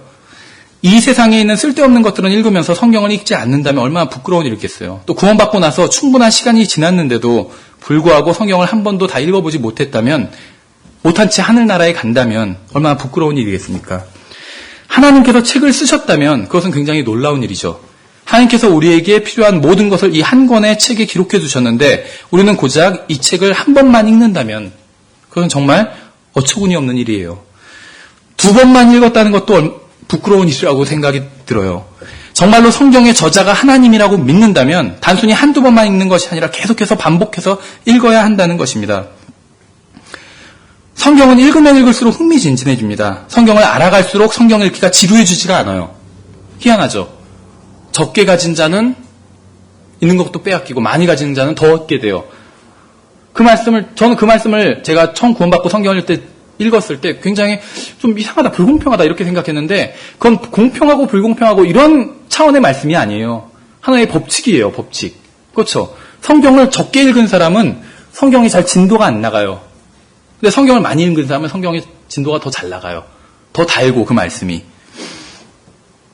어떻게 보면 나무와 같아요. 성경은 하나에. 처음 읽으면 그냥 큰 갈색 기둥만 보일지 몰라도 계속해서 반복해서 읽다 보면 큰 가지가 보이고 작은 가지들이 보이고 나중엔 잎사귀 하나하나까지 다 눈에 들어오게 됩니다. 그래서 성경을 계속 반복해서 읽어야 된다는 것이죠. 이 세상에 성경과 같은 책은 없습니다. 성경은 읽으면 읽을수록 모르는 부분이 드러나게 되고 전에는 한 번도 생각해보지 못했던 그런 부분도 드러나게 됩니다. 이 세상에 그런 책은 없어요. 예전에 좋아하던 그 노래가 있었습니다. 근데 그 아무리 좋아하던 노래라도 반복해서 계속 듣다 보면 한 달, 두 달 듣다 보면 나중에 질려버리게 돼요. 그 노래. 그렇죠. 그리고 또다시 새로운 노래를 찾게 돼요. 근데 성경은 그렇지 않다는 것입니다. 그렇죠. 만약에 여러분 중에 지금까지 성경을 5번 읽은 분이 있다면 제가 장담하건대 6번째 읽을 때는 성경을 더 좋아하게 될 거예요. 6번 읽고 나면. 만약에 여러분 중에 성경을 60번 읽은 분이 있다면 70번 읽고 나면 성경을 더 좋아하게 될 것입니다. 제가 직접적으로 아는 분은 아닌데 들은 어떤 분은 20살부터 시작해서 80살까지 성경을 60년 동안 가르쳤던 분이 있다고 그래요. 60년간 성경을 가르쳤어요. 굉장히 성경을 많이 읽었겠죠. 그런데도 60년 이상 성경을 꾸준히 읽고 가르쳤는데도 불구하고 그분은 지금도 성경을 읽으면 새롭다 그래요, 성경이. 성경이 그런 책인 것이죠. 예, 성경을 읽는 우리가 7번째 원칙은 성경을 순서대로 읽어야 된다는 것이에요, 연속적으로. 성경을 하나님의 말씀이라고 말하는 것이 맞는 말이죠. 하나님께서 66권의 책을 한 권의 책으로 모으셨다는 것도 맞는 말이죠. 지금 이러한 성경의 순서대로 있는 형태가 바르다는 것을 우리는 믿고 있는 것이죠. 그렇다면 우리는 성경을 순서대로 읽어야 돼요. 누가복음 24장을 보시면 누가복음 24장 25절에서 27절에 여러분 잘 아시는 구절입니다. 제가 읽어볼게요. 이에 그분께서 그들에게 이르시되 오 어리석고 대언 자들이 말한 모든 것을 마음에 더디 믿는 자들이여 그리스도가 이런 일들로 고난을 당하고 자기의 영광에 들어가야 함이 마땅하지 아니하냐 하시고 모세와 모든 대언자들의 글에서 시작하여 모세부터 시작하고 계시죠. 모든 성경 기록들에서 자기에 관한 것들을 그들에게 풀어 설명해 주시니라. 주님께서 제자들에게 성경을 알려주시는 방법이 놀랍지 않으세요? 주님께서는 성경의 앞부분부터 시작해서 성경을 알려주신 것입니다. 그러므로 우리도 성경을 처음부터 끝까지 순서대로 읽어야 돼요. 어떤 사람들은 성경을 순서대로 읽다 보면 지루한 부분이 있다고 말하는 사람들도 있습니다. 그러니까 성경에서 지루한 부분이 있는 것은 사실이에요. 왜냐하면 성경이 살아있는 책이기 때문에 그렇습니다. 여러분의 삶에도 지루한 부분이 있잖아요. 성경도 살아있는 책이기 때문에 지루한 부분이 있어요. 성경의 특정 부분이 지루하게 느껴지는 이유 중에 하나는 그 부분을 온전히 이해하지 못했기 때문에 그런 것입니다. 그래서 아직 그 부분을 받아들일 준비가 되어 있지 않기 때문에 그 부분이 지루한 것이에요. 그렇죠. 성경에는 여러분이 올해에는 별다른 감흥 없이 읽은 말씀이 내년에는 엄청난 깨달음을 주는 그런 말씀도 있다는 것입니다. 그렇죠. 어떤 부분들은 성경을 자기가 처음 읽으려고 하니까 마태복음부터 보니까 누가 낳고 이런 것만 나서 지루했다 하는데 성경을 연구하다 보면 굉장히 흥미있는 부분들이 많이 나와요. 그 부분에서도. 자기가 아직 잘 모르기 때문에 지루할 수 있다는 것이죠. 그래서 계속 읽다 보면 그러한 부분이 점점 더 적어지는 것을 알 수 있습니다. 8번째 원칙은 우리는 성경을 인내를 가지고 읽어야 된다는 것이요. 여러분 중에는 성경을 읽지 않은 채로 하나님께서 여러분 안에서 놀라운 일을 해주시기를 구하는 분도 있을 겁니다. 그럼 한번 생각해 보세요. 능숙한 피아니스트가 되려면 어떻게 해야 될까요?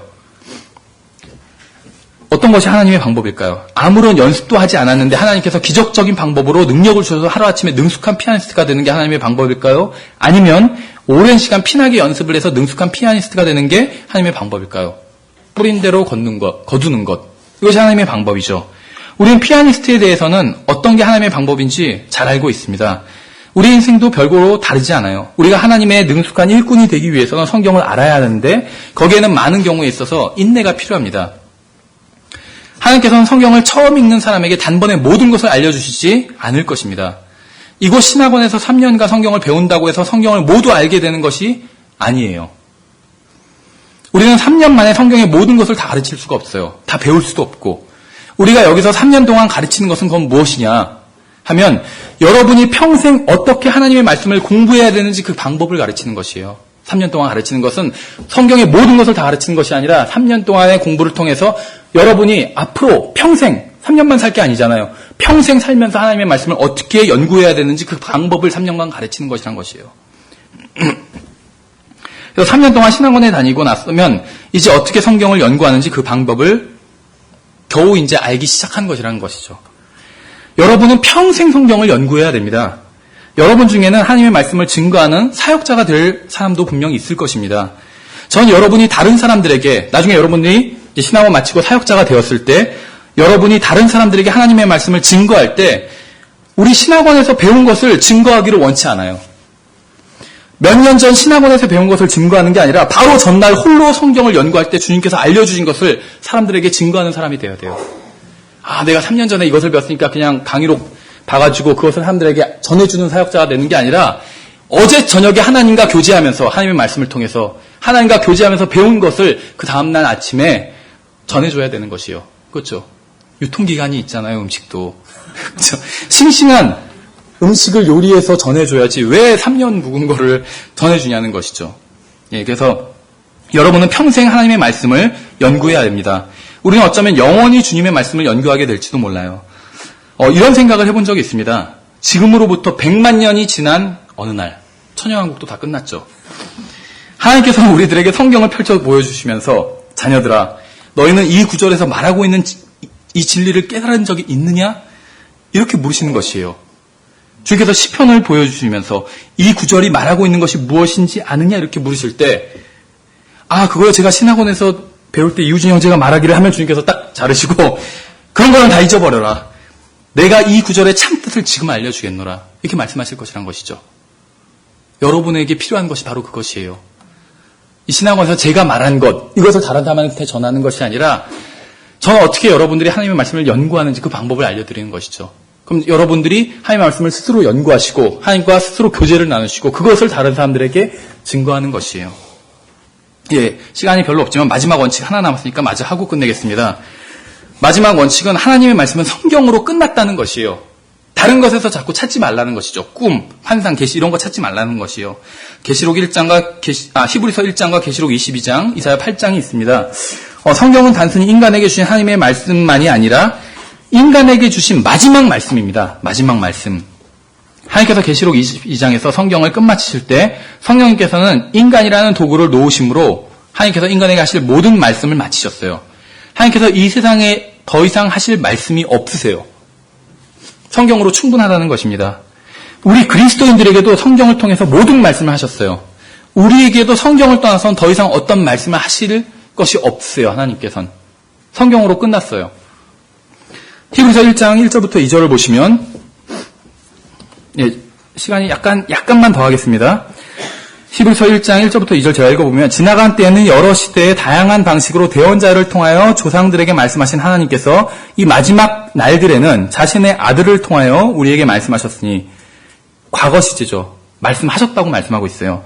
그분을 모든 것의 상속자로 정하시고 또 그분으로 말미암아 세상들을 만드셨느니라. 하나님께서는 이미 우리에게 모든 것을 말씀하셨어요. 주님의 말씀은 이미 오래전에 끝났다는 것입니다. 꿈을 통해서도 아니면 계시를 통해서도 끝났고 환상을 통해서도 끝났고 선지자를 통한 것도 끝났고 표적을 통한 것도 끝났고 사도를 통한 것도 다 끝났어요. 성경만 남아있는 것이에요. 더 이상 어떤 무엇인가를 통해서 우리에게 말씀하시지 않는다는 것이에요. 성경이 완성되고 나서는 더 이상 어떤 말씀도 하신 적이 없습니다. 더 이상 주님께서 누군가에게 개인적으로 말씀하고 계시지도 않아요. 성경을 통해서 말씀하고 계시다는 것이죠. 몇 구절 더 살펴봐야 되는데 이것은 다음 시간에 이어서 하도록 하겠습니다. 그래서 다음 시간엔 좀 남은 구절을 우리가 몇 구절을 더 살펴보고 그 다음에 제2과 다음 시간에 본격적으로 공부할 것은 이제 여러 가지 성경 연구 방법입니다. 그래서 오늘은 여기까지 하겠습니다. 수고하셨습니다.